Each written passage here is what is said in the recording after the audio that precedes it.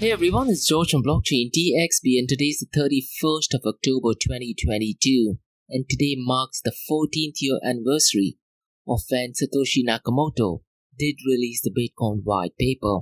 So on 31st of October 2008, Satoshi Nakamoto did release the whitepaper, and the big question is, let me know guys if you know in which website did he actually mention the whitepaper. So essentially what he did, he had a list of people. So my big question is, the list of people in which website was it mentioned and who actually owned the domain name? And regarding Bitcoin, I also have another question which I'll probably ask during the episode. Now in today's episode, I'm also going to be talking about a brilliant article which is written in Bitcoin magazine, which actually talks about Lightning Network, and potentially the Lightning Network will be in a position to save the US dollar. Now, if you've been in the cryptocurrency space, you would have heard as the Dollar Milskake Theory. Now, in comparison to the Dollar Milkshake Theory, there is a new idea generated called as the Bitcoin Milkshake Theory. And as a matter of fact, the Federal Reserve Bank of Cleveland, they're looking at ways if Bitcoin could actually save the US dollar. So in today's episode, I'm definitely going to be talking about that. Now, the massive news which is going to take place not just in the cryptocurrency world, but also in the monetary world is the FOMC meeting, which is scheduled to take place on Wednesday, and that's when Federal Reserve Board Chair Jerome Powell is going to announce the next interest rate. Now this Wednesday will be really critical because next week we do have the midterm elections in US, so whatever decision Jerome Powell takes will have a significant impact on the political spectrum in US. Now there are three articles that I'll be discussing very briefly in today's episode. One is by Cointelegraph, which specifically looks at 5 things that one needs to look at in Bitcoin this week. The second article is by Barron's, and the third one is by left-leaning media CNBC's article that gives an indication that probably the Bitcoin and cryptocurrency market will end on a bullish trend.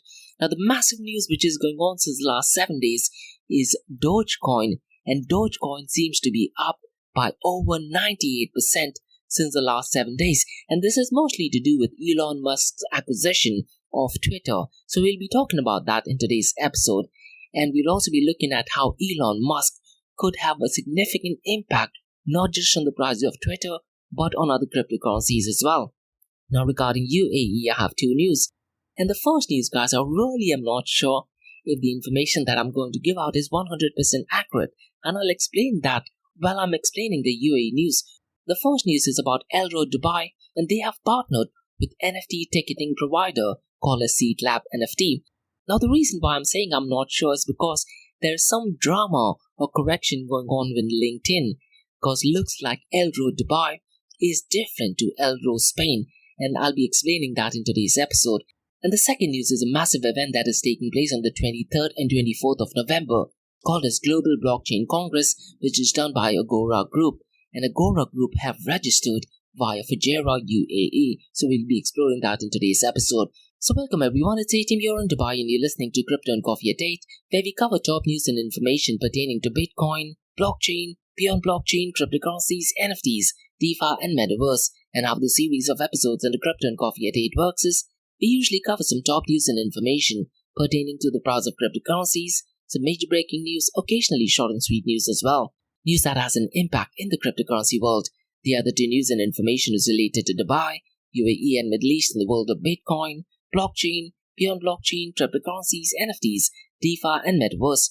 And this is followed by Ask Me Anything series, where you listeners can ask any questions from the cryptocurrency world. Now every Fridays guys, I do have a Metaverse Everything podcast where we solely focus on Metaverse, so please check out those episodes as well. The format for Metaverse Everything podcast is completely different, and with so much of hype and fluff going in and around Metaverse, I do publish quite a lot of interviews with Metaverse as well, so please check those out too.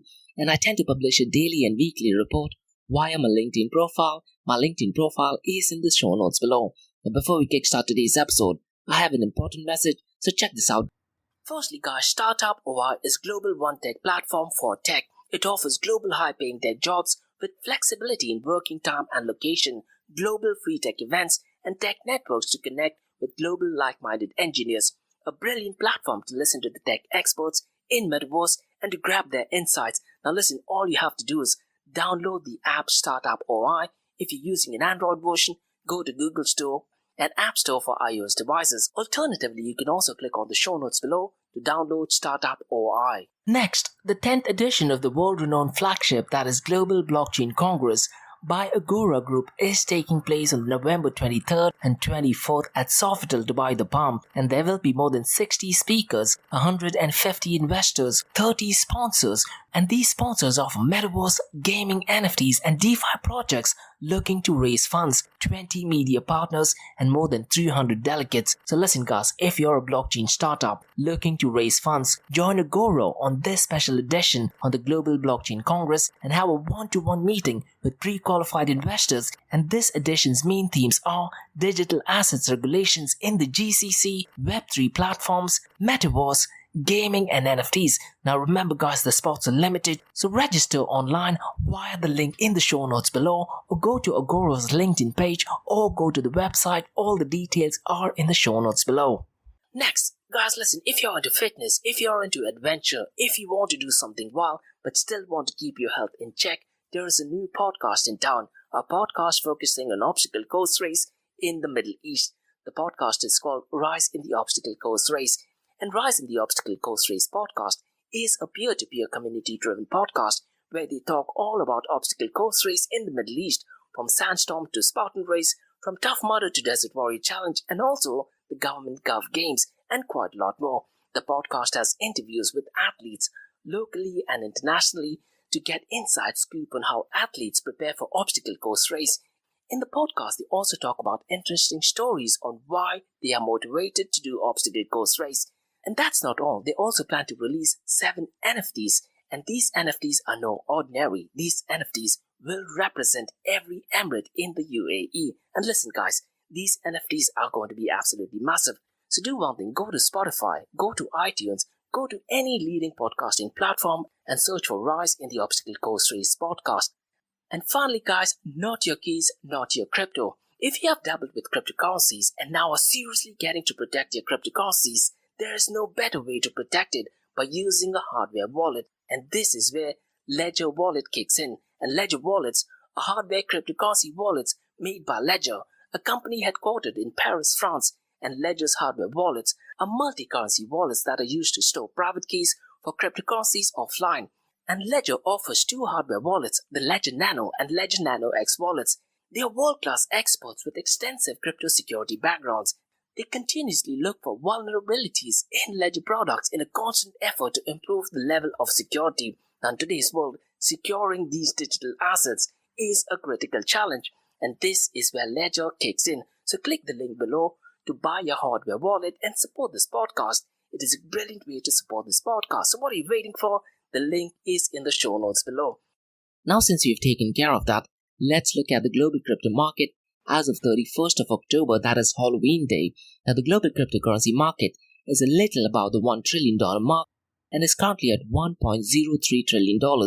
And since the last 24 hours, it is up by 0.83 cents. But the massive news that is going on in and around the cryptocurrency world is about Dogecoin, and looks like Dogecoin is roofing through the moon. The total crypto market volume over the last 24 hours is $73.18 billion. Now, since the last 24 hours, it is down by 14.54%. The reason, guys, why Dogecoin is pumped up is only because Elon Musk has finally purchased Twitter. And at this point of time, I really am sure that you guys are following Elon Musk via his Twitter account. His tweets are absolutely funny. The reason why Dogecoin has gone up is because Elon Musk does plan to have subscription services.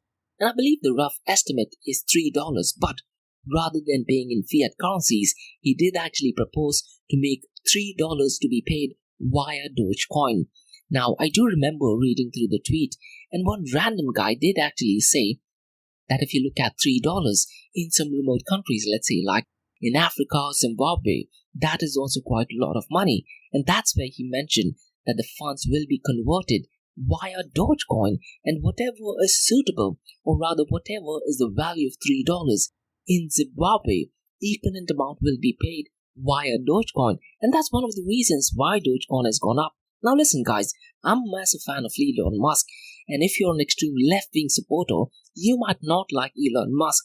but he definitely have a massive impact on the price of Dogecoin. At the same time, his personality can be a detractor, not just for Dogecoin, but for Bitcoin and cryptocurrency market as well. Now, because of the whole Larry Fink's letter of ESG concern, he did make a decision that Tesla will not be accepting Bitcoin as a form of payment.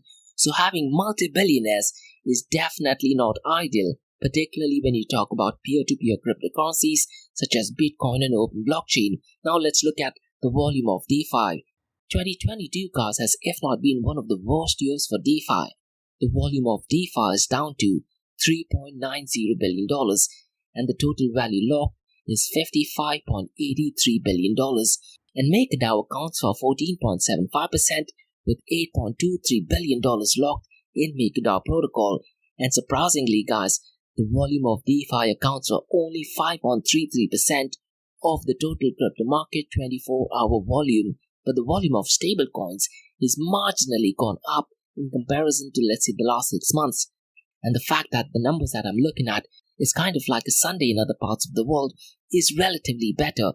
Now, the volume of stablecoins is at $66.92 billion, and out of that, Tether USDT accounts for $55.98 billion.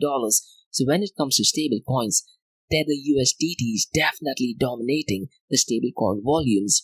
Now, USDC accounts for $3.72 billion, and Binance USD, which has been on an uptrend, especially since the last 2 months or so, is at $6.02 billion. And as of today, stablecoin accounts for 91.44% of the total crypto market 24-hour volume. Now, guys, let's look at the top 3 NFT platforms. The market share of Flow is $1.76 billion. Now, since the last 24 hours, it has gone down by 2.2%. ApeCoin's market share is $1.51 billion, and it is down by 2.1%.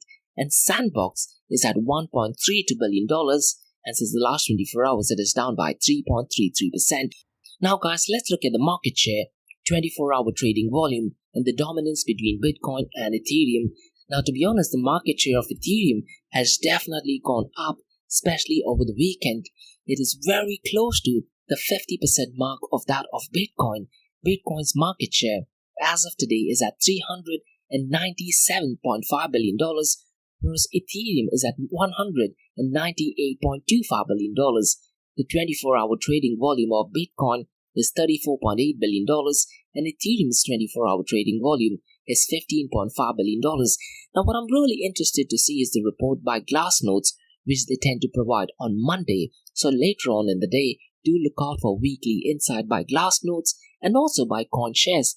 They tend to provide a weekly blog, and that would essentially give you a snapshot of what has happened from an investor's point of view since the last week or so. So it's going to be really interesting to see what that report says. And surprisingly, guys, the dominance of Bitcoin has gone down, and it is currently at 38.70%, and Ethereum's dominance has gone up by 19.30%. So it looks like the last few days, Ethereum has gained a drastic volume, particularly when you're talking about the market share.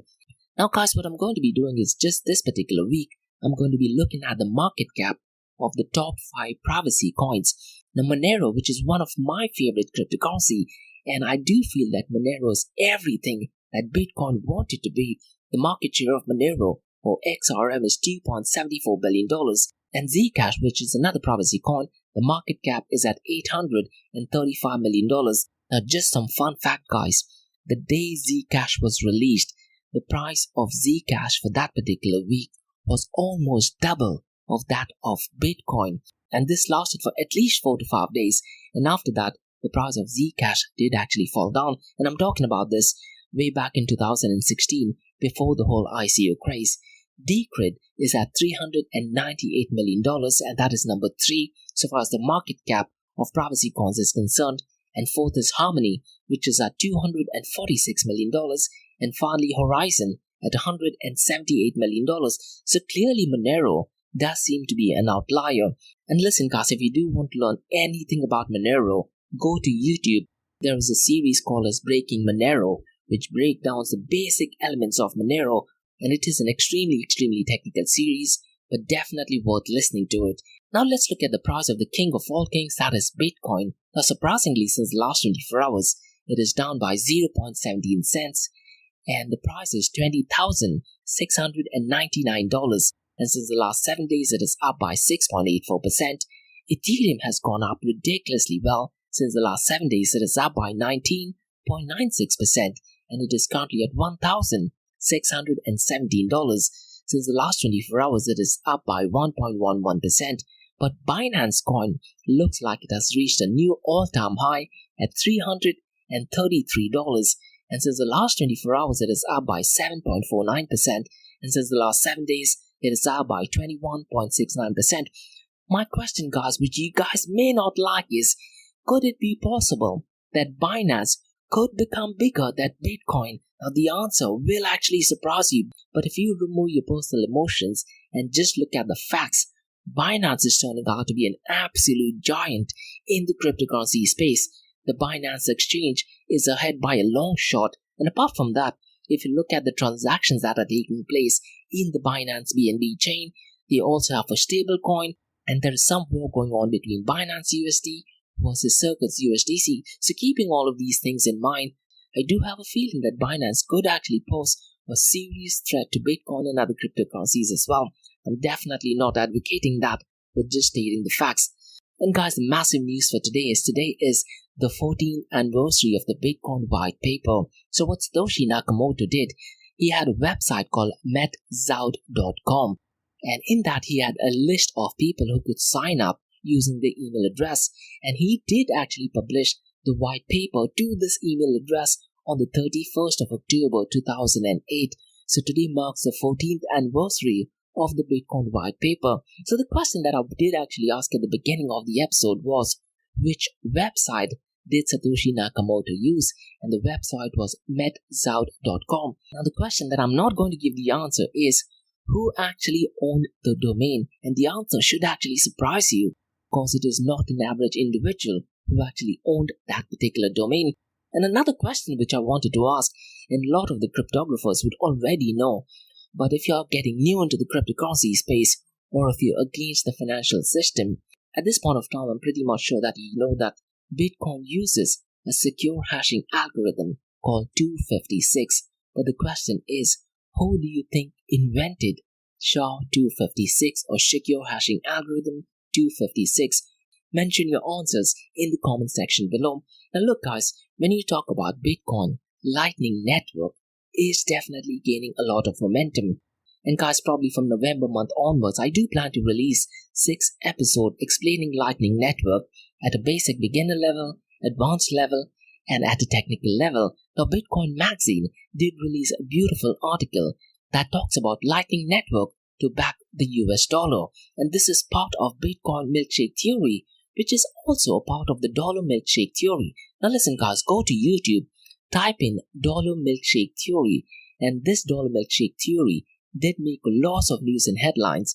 It was originally popularized by Brent Johnson. So go to YouTube. I do believe he has a brilliant interview with Anthony Pompliano. Listen to the entire interview. Now based on that, there is another author called as Liu Mimic who has written another article called as Bitcoin Milkshake Theory, and it is essentially a 2-part series. The first part talks about the Dollar Milkshake Theory.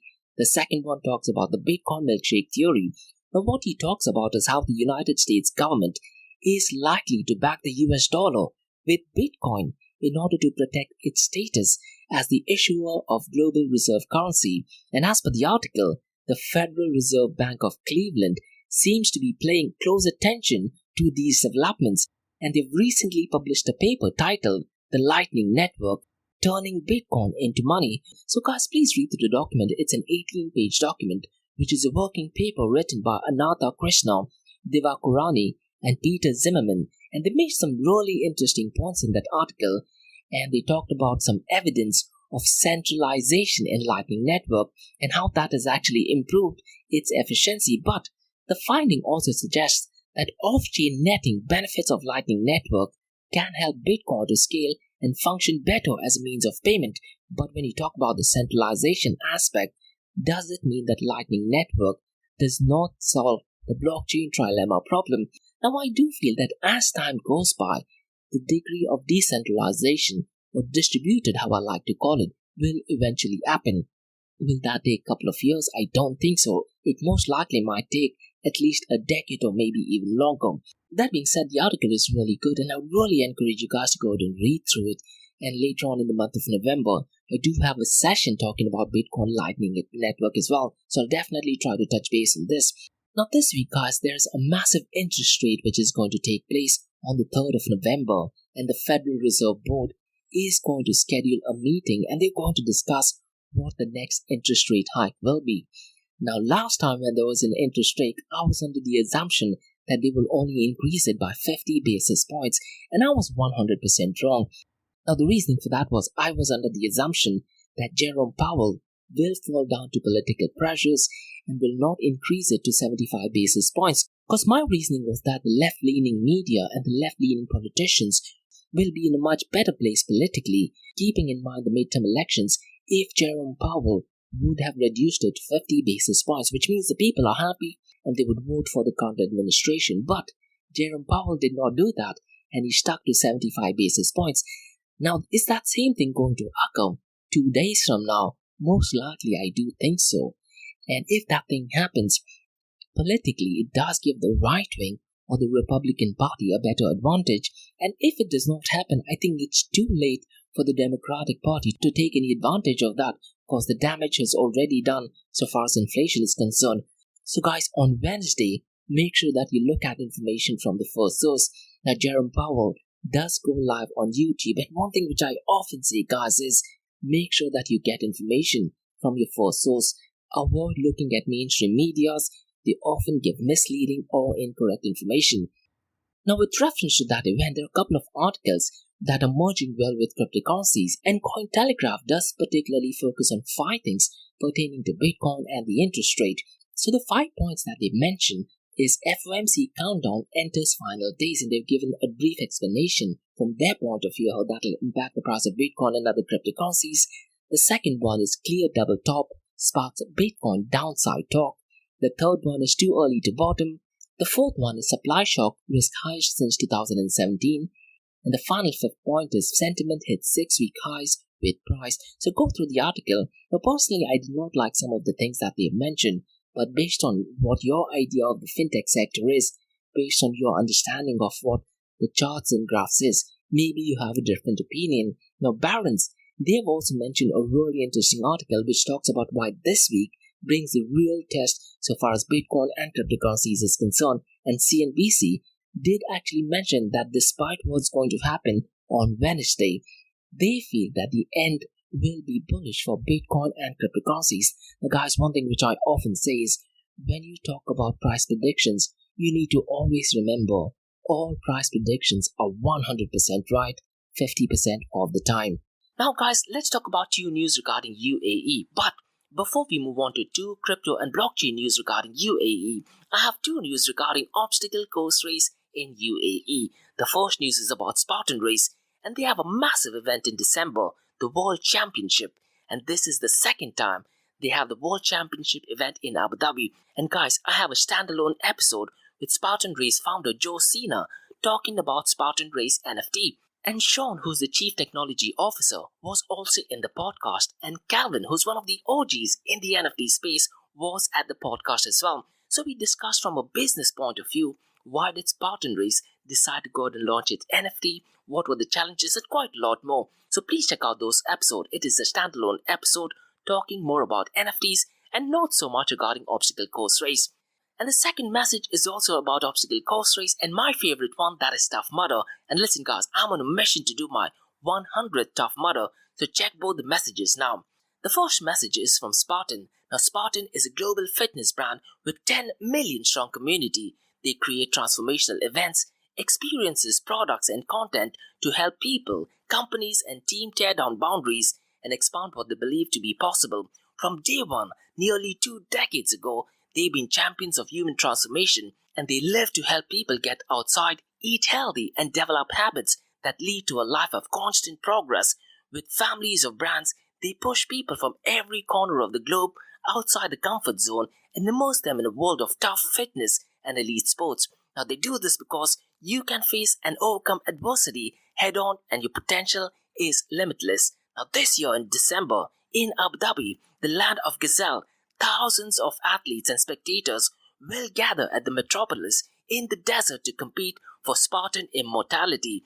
This is a unique opportunity to watch the world's best obstacle course race athletes compete for world championship and have your group conquer the course themselves. The massive event takes place from the 2nd till the 4th of December this year. Now for Spartan World Championship, the ticket details and registration to the programs are mentioned in the links below. Now if you are into running, if you are into adventure, and if you are in UAE, you definitely need to check this out. And the second news, guys, is about Tough Mudder.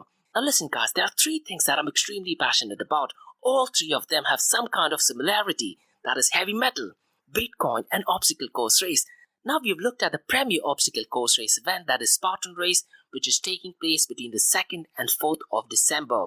But the next one that I'd like to discuss is Tough Mudder. Now Tough Mudder is unique, and I did my very first obstacle course race, that was Tough Mudder. And Tough Mudder obstacles are more fun, more adventurous, and it involves a lot of teamwork. And you can also use my promo code, which is George25, for a 25% discount. Now if you are into running, if you are into adventure, if you are into obstacle course race, you definitely need to sign up for this event. So go to the website toughmudderarabia.com, and you can also follow them on Instagram. The Instagram handle is toughmudderarabia. Now guys, since you've taken care of that, let's look at the first news for today, that is a partnership between Elro Dubai and NFT ticketing platform called Seedlab NFT. Now the reason why I'm not sure about this news is because when I tried to add the CEO of Seedlab NFT, there was a comment which actually said that Elro has not partnered with Seedlab NFT, and the CEO did actually reply that Elro Dubai is different to Elro, which is in Spain. So let me give you some information about what Elro Spain is, because that is a massive company, and I was under the assumption that Seedlab has partnership with Elro, which is from Spain. So what I'll do is I'll give you information about the Spanish company. I really did not get any information about Elro Dubai. So most likely because of this drama going on between the CEOs, they might be creating a website or something, or really I'm not sure. Elro Spanish company, the website is elro.com, and it is a Spanish company that organizes electronic dance music festivals internationally and specializes in techno and house music, and it's headquartered in Barcelona, Spain. But when I tried to do some research via LinkedIn, I did actually find some drama. So looks like Elro Dubai is different to Elro in Spain. Now let's look at what Seedlab is. Now Seedlab NFT, the website is seedlabnft.com. Essentially, it is an NFT ticketing marketplace ending the current status quo, reducing scalping and connecting fans to incredible experiences.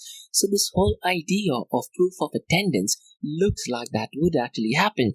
And listen guys, I have one of the greatest interviews with the CEO of Spartan Race, Joe DeSena, and he's been featured on Joe Rogan podcast, on Real Talk, and quite a lot more. And in that podcast, they did actually mention that one of the obstacle course race which they had in Japan, they did have the idea of proof of attendance.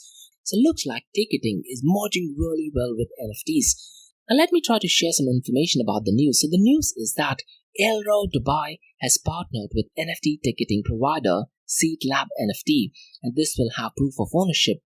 So the coming together of 2 industry leaders will see attendees discover a new NFT-powered VIP experience when Dubai hosts the incredible 8,000 capacity Elro XXL Festival in February of 2023. Once again, guys, I really am not sure if Elro Dubai is a massive leader in the industry, because looks like it is Elro from Spain. Now, based on the advert which is seen in Zavia, it says, this never-before-seen NFT-enabled VIP experience will make attendees feel like they are part of something extraordinary that is available only to an exclusive group. And let me share some more information. So what's going to happen is all VIP tickets to the 8,000 capacity Elro XXL Festival in Dubai will be issued as NFTs and available exclusively via Seedlab NFT from the 2nd of November, so just 2 days from now. Now, in addition to providing VIP NFT ticketing to the event, Seedlab NFT will be distributing rare and exclusive NFT collectibles to all VIP guests, as well as other rewards airdropped directly to the wallets As part of the push to make events more interactive and immersive, they are also planning a blockchain installation that people can interact with using the Seedlab NFT app to earn proof of attendance badges and unlock other unique rewards. Now listen guys, personally, I really am not sure what to make of this because I am a massive fan of a band called Black Sabbath. And when you ask me about the ticket, that ticket means so much to me. I've literally kept that ticket right next to my passport. Now, if this is on an NFT that is on a blockchain, will I be able to showcase it, or would I prefer to having a physical copy? Now, personally, I would prefer to have a physical copy, but maybe someone wants to just have it only online, and you might be able to showcase it to other people that you've attended the event and proof of attendance. So might be it is a brilliant concept. And Seedlab NFT CEO Ryan Kenny has said, this partnership is a perfect fit for both ourselves and Elro, as we share the same desire to enhance the immersive nature of live events and increase the feeling of being part of something special. By issuing VIP tickets as NFTs, we can interact with ticket holders' wallets directly via airdrops and other on-site interactive elements. We are excited to show guests what's possible with our new generation ticketing technology. So looks like a brilliant concept, but once again guys, there is some drama going on between the CEO of Elro Spain and CEO of Seedlabs NFT. So once I get some clarification, I'll maybe try to update you guys.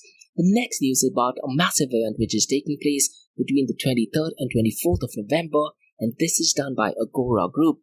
Now, if you do want to find out more information, go to agoragroup.ae, and the event takes place at Sofitel Dubai The Palm, and the Global Blockchain Conference is celebrating the 10th edition, and a special edition called as Celebrating a Blockchain Legacy. And the 10th Global Blockchain Conference is a celebration of the collective impact of their team, their clients, their partners, and the investors that contribute to show the unshakable belief in the future of blockchain. Now, if you're a blockchain startup looking to raise funds, you can definitely join the special edition at the Global Blockchain Congress and meet one-on-one with pre-qualified investors with a combined budget of $80 million.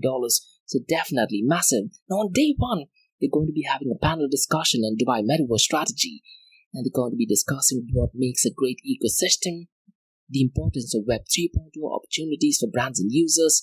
They're also going to be having a panel discussion and digital asset markets and quite a lot more. They're also going to be focusing on gaming and investments, how NFTs are transforming games, Web3 unlock, and the closing ceremony as well. And day two, they're going to be having a panel discussion, and they're going to be exploring what is the future of digital assets. They're going to be discussing the future of regulated and non-regulated digital assets, and they're going to be having a panel discussion on centralized or decentralized exchanges such as DAX. And they're going to be explaining Web 3.0 opportunities for brands and users. They're going to be a plethora of presentations, and they're also going to be having Web 3.0 platforms. And the core idea of the second day is they're going to be having a discussion on how a sustainable platform can be built from Web 3.0. So go to the website, there's loads of information that you can actually read through it. It's really, really brilliant stuff.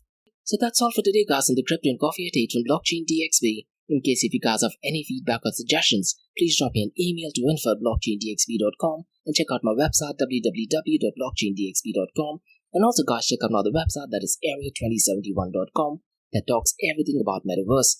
And if you like listening to this, please follow this podcast, give it a 5-star rating, and share the word across. Now for the next few minutes is going to be an Ask Me Anything series where you listeners can ask any questions regarding Bitcoin, blockchain, beyond blockchain, cryptocurrencies, NFTs, DeFi, and Metaverse. So let's kickstart with the Ask Me Anything series.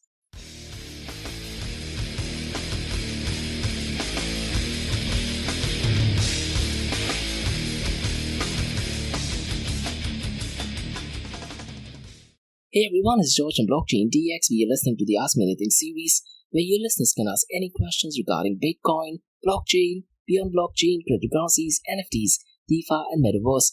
And remember guys, Mondays to Thursdays, 8 a.m. to 8:30 a.m. we have Crypto and Coffee at 8, where we cover top news and information pertaining to Bitcoin, blockchain, beyond blockchain, cryptocurrencies, NFTs, DeFi, and Metaverse. And this is followed by 2 news and information related to Dubai, UAE and Middle East, and the world of Bitcoin, blockchain, beyond blockchain, cryptocurrencies, NFTs, DeFi, and Metaverse. And what you're listening to right now is the Ask Me Anything series, where you listeners can ask any questions from the cryptocurrency world. I have a question by Anish who asks, do you think Bitcoin is successful? Now, Anish, my answer completely depends on what perspective you're looking at Bitcoin. Now, Bitcoin, according to me, and as per the definition of the white paper, is a peer-to-peer electronic cash system. In that sense, has it been successful? I definitely do not think so, because the whole idea of creating Bitcoin was creating a separation between money and the state. Now, there are certain parts and areas where that thing has materialized, but overall, at a macro level, I don't think so Bitcoin has been successful. And Anish, you need to understand, you're talking about a system which is 14 years old.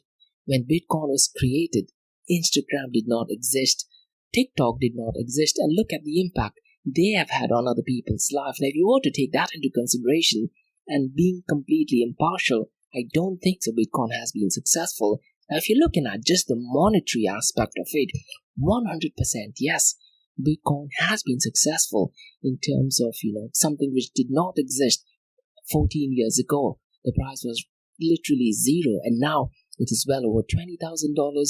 It was at $69,000 at one point of time, and there are rumors and speculations that it could go to $1 million. It could go to 200,000. All the speculations are 100% right, 50% of the time. But that being said, if you were to ask, is Bitcoin successful purely in terms of price? And I do think that the answer is yes. Now, Bitcoin did start as a movement towards separation of money and the state. Now, based on my research, I think it might take at least a couple of decades before the true separation between money and the state will actually happen. Now, one thing, Anish, which I often say is I'm not a massive fan of blockchain protocols such as Ethereum, Solana, Cardano, because to be honest, a lot of blockchain protocols do not do an efficient job in comparison to, let's say, a centralized system. And Anish, a lot of people need to understand when you talk about blockchain technology, there are really very limited use case. Besides making peer-to-peer transactions, which is a trustless system, which makes it trustworthy, I don't see there is any other use case. And the fact is, centralized protocols do a much better job. And I'm going to take some things from our Metaverse Everything podcast because, Anish, in order to make any change from the current existing systems, blockchain protocols such as Ethereum, Solana, EOS, Algorand, and quite other needs to have a 10x improvement. And unfortunately, if you look at the customer service experience, that is, if not, minus 10x in comparison to, let's say, current existing systems. Most of the blockchain protocols, they do not even have a dApp. They are still working in the World Wide Web era.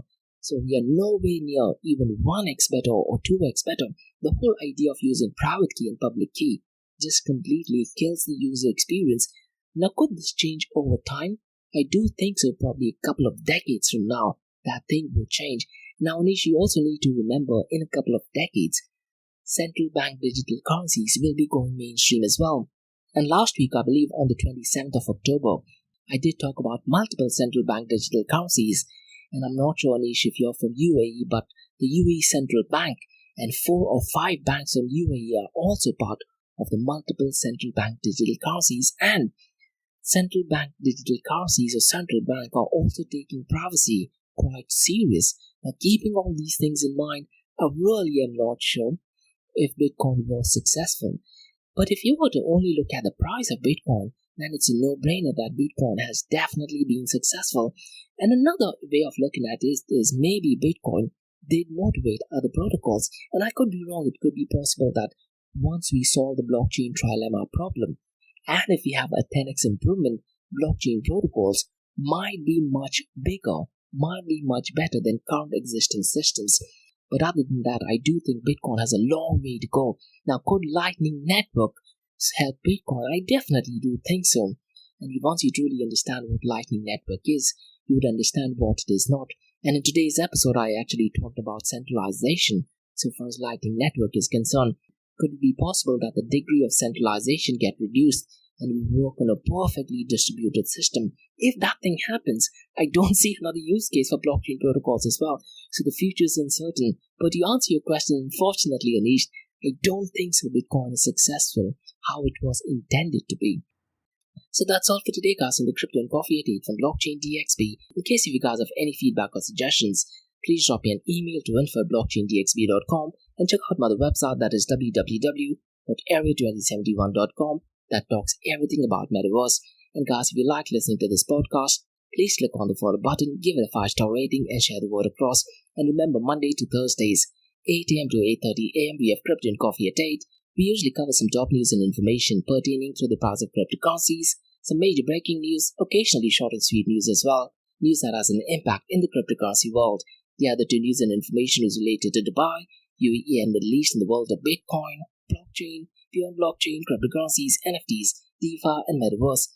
And what you're listening to right now is the Ask Me Anything series, where you can ask any question from the cryptocurrency world. So thanks so much for listening, guys, and have a brilliant day ahead. Bye-bye.